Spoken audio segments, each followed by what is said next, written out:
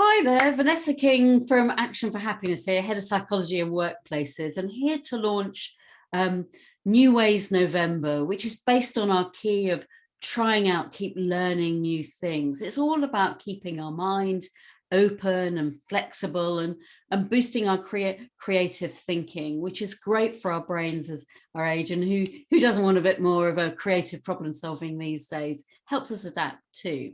So 3 tips to try this month, which I hope you'll find you'll have fun playing with and enjoy, or find interesting at least. The first is having at least one micro adventure. What do you mean by micro adventure? Now, adventures are kind of where we're kind of exploring something new, where we're getting out of our comfort zone and maybe kind of being a little bit on our edge. But you don't need to go on a great adventure, expedition on the other side of the planet to have an adventure. We can have micro adventures in our daily lives. There's a small practical things that we can do that that are short and that are achievable within our kind of local area.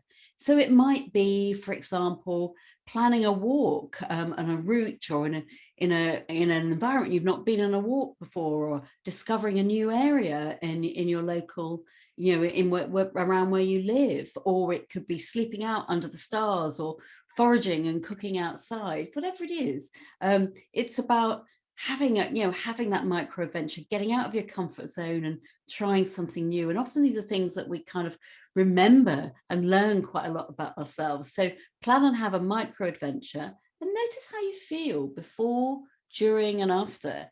Often when we're going on an adventure, we're venturing into the unknown, or something that's a little bit of a challenge for us.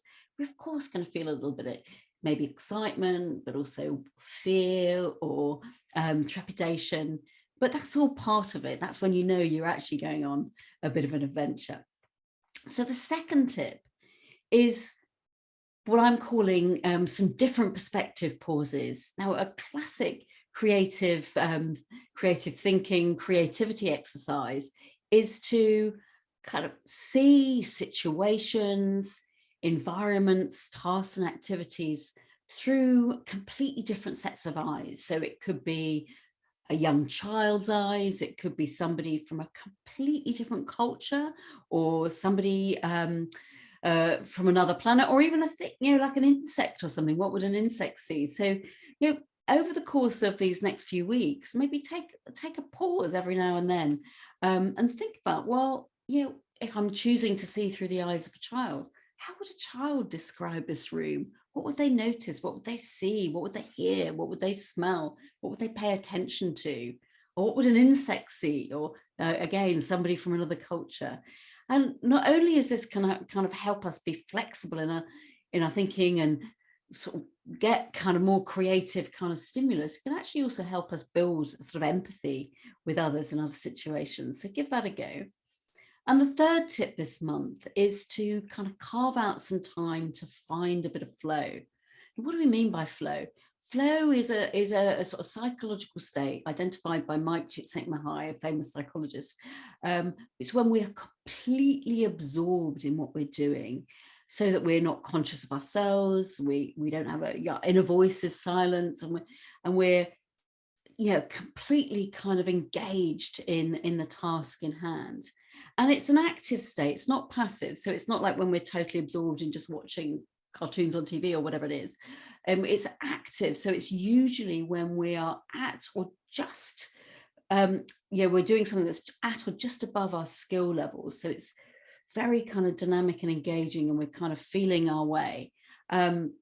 So find something. How do we find flow? So firstly, think of something you want to try out or do that's you find intrinsically engaging, you're really interested in. It could be a hobby, or maybe learning a new cookery technique, trying out something new as a sport, or a game of chess, whatever it is, and something with a kind of clear endpoint over the time that you've got it.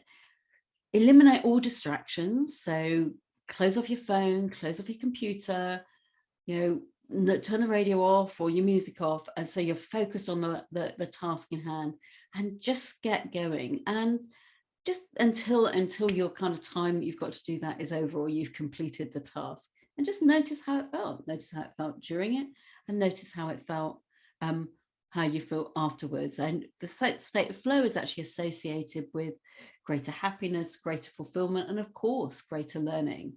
So let's do a quick recap. For the tips this month is have a plan and have at least one micro adventure. Notice how that feels before, during, and after, and what you remember from the experience.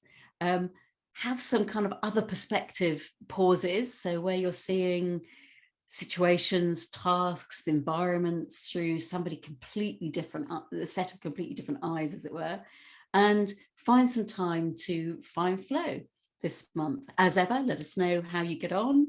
We'd love to hear what you've tried, what you've found, what you've noticed, and your own ideas at all. Please share those on our app or any of our social media channels, and I'll see you again here this time next month. Thanks very much.